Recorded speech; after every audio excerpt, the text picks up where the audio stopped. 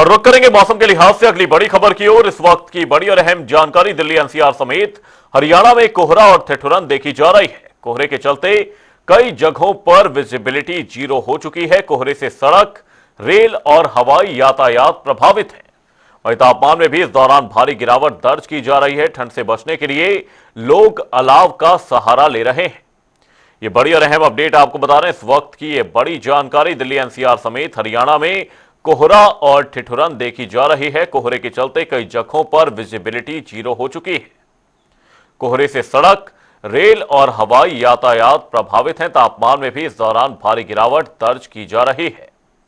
तस्वीरें अंबाला और करनाल से, जहां पर विजिबिलिटी कम होने के चलते वाहन चालकों को काफी दिक्कतों का सामना करना पड़ रहा है। कोहरे से सड़क, रेल और हवाई यातायात प्रभावित है। तापमान में भी भारी गिरावट दर्ज की जा रही है।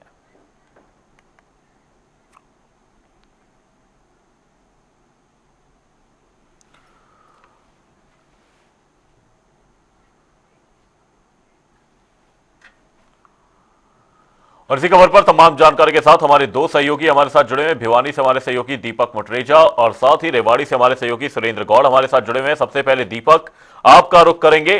किस तरह से फिलहाल भिवानी में ठंड का कहर देखा जा रहा है, क्योंकि सुबह के समय ज्यादातर कोहरा होने के चलते वाहन चालकों को खासतौर पर दिक्कतों का सामना करना पड़ रहा है और इस दौरान जो बढ़ती हुई ठंड है उसके चलते अस्पतालों में भी मरीजों की संख्या बढ़ने लगी है। बता दूं कि जिस प्रकार से ठंड का जो कहर है जो वो लगातार जारी है। आपको बता दूं कि जो रात का तापमान था वो 9 डिग्री था। अभी फिलहाल जो है बेशक से धूप निकली है मामूली सी, लेकिन अभी भी तापमान जो है वो 13 डिग्री है। कड़ाके की ठंड है। हालांकि बेशक से सूर्य देवता के दर्शन बेशक से हुए हैं, लेकिन उसके बावजूद भी ठंड हवाएं जो है वो चल रही है लगातार। हॉस्पिटलों के अंदर देखा जा रहा है कि मरीजों की संख्या जो है वो ठंड के कारण बढ़ती जा रही है। बुखार के मरीज ज्यादा आ रहे हैं। वहीं आपको बता दूं कि स्वास्थ्य विभाग ने इस प्रकार से गाइडलाइन जारी की है। उनका कहना है कि सुबह और शाम को बुजुर्ग और बच्चों को घर से बाहर नहीं निकलना चाहिए, क्योंकि ठंड ज्यादा है। जरूरी ना हो तो अपने घर के अंदर ही रहें, क्योंकि ठंड की वजह से, कड़ाके की ठंड से चूंकि बुजुर्ग व्यक्ति हैं उनकी हड्डियों में भी दर्द जो है उसकी शिकायतें भी इन दिनों ज्यादा मिल रही है। हड्डी के जो डॉक्टर हैं उनका कहना है कि लगातार इस तरह के मरीज जो है उनके अंदर उनके पास आ रहे हैं। वही आपको बता दूं कि स्वास्थ्य विभाग की गाइडलाइन के साथ साथ पुलिस विभाग ने भी गाइडलाइन जारी की है। उनका भी कहना है कि जरूरी ना हो तो वाहन ना चलाएं, क्योंकि वाहनों कोहरे के कारण जो है विजिबिलिटी कम हो जाती है, जिसकी वजह से दिक्कतें आती हैं और सड़क दुर्घटनाएं होने की संभावनाएं जो है वो भी बढ़ती हैं। उनका भी यही कहना है कि कम से कम यात्रा करें, अगर जरूरी ना हो तो ना ही करें। अगर जरूरी हो तो एक अलग सी व्यवस्था बनाएं, क्योंकि विजिबिलिटी कम होने का कारण जो है सड़क दुर्घटनाएं होती हैं। वहीं आपको बता दूं कि जिस प्रकार से स्वास्थ्य विभाग की गाइडलाइन है, उनका कहना है कि थोड़ी थोड़ी देर में जो गर्म पेय पदार्थ हैं वो पीते रहें, क्योंकि सर्दी का मौसम है। सर्दी के मौसम में जो बचाव है वो भी करना जरूरी है। सर को ढक के रखने की सलाह भी जो है वो दी गई है। पाँव में मोजे और जूते पहन करके रहने की सलाह भी जो है स्वास्थ्य विभाग ने दी है।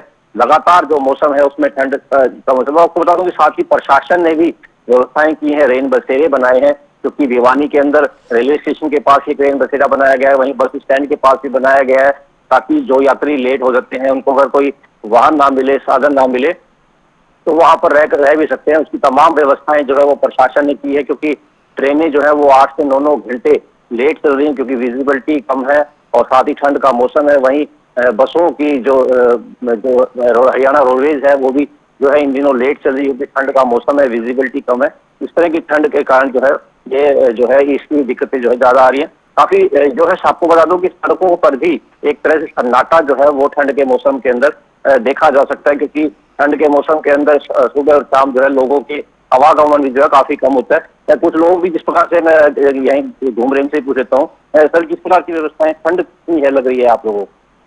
भिवानी में ठंड पर्याप्त है। और तो थोड़ी सी धूप निकली है तो मैं निकला हूँ, अन्यथा बुजुर्गों को इस ठंड के मौसम में रजाई ज्यादा उपयुक्त है। मैंने तो अपनी सर्दी से बचने के लिए दक्षिण भारत का पर्यटन करने जा रहा हूँ पत्नी के साथ, दक्षिण भारत में, कर्नाटक, केरल, तमिलनाडु में। वरना इस सर्दी से बचने के लिए युवाओं को तो एक्सरसाइज करनी चाहिए, व्यायाम करना चाहिए। बुजुर्गों को खान पान में विशेष ध्यान रखते हुए अपने घर में ही दुबक कर रहे तो बहुत बढ़िया रहेगा।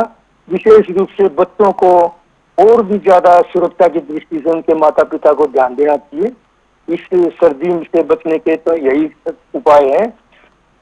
पर्यावरण की दृष्टि से भी हमारा शहर बहुत ज्यादा बचा हुआ तो नहीं है, परंतु फिर भी और नगरों की अपेक्षा भिवानी नगर थोड़ा सा ठीक है।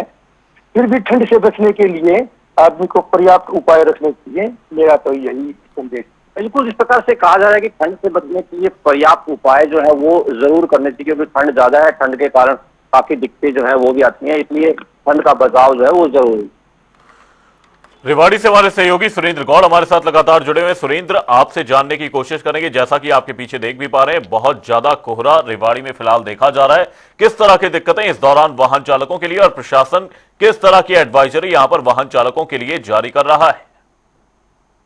जी बिल्कुल, मैं आपको बताना चाहूंगा कि अगर रेवाड़ी की बात करें तो अब आज कोहरा बिल्कुल नहीं है, लेकिन 2 दिन पूर्व जब कोहरा था तो काफी जो रोड पर एक्सीडेंट भी देखने को मिले थे। लेकिन आज अगर बात करें तो आज रात को जरूर तापमान गिरा हुआ था, लेकिन अभी भी अगर समय होने को आया, अभी तक जो है बादल छाए हुए और ठिठुरन लगातार बरकरार है। लोग ऐसे में अलाव का सहारा ले रहे हैं। स्वास्थ्य विभाग तथा यातायात विभाग ने जरूर एडवाइजरी जारी की, लोगों को कहा गया है कि वो उनकी एडवाइजरी का पालन करें। अगर बात करें तो लगातार प्रशासन ने रैन बसेरे की भी व्यवस्था यहाँ की गई है और रैन लोगों को आगाह किया गया है कि वो खुले आसमान में न सोकर रैन बसेरों का सहायता ले।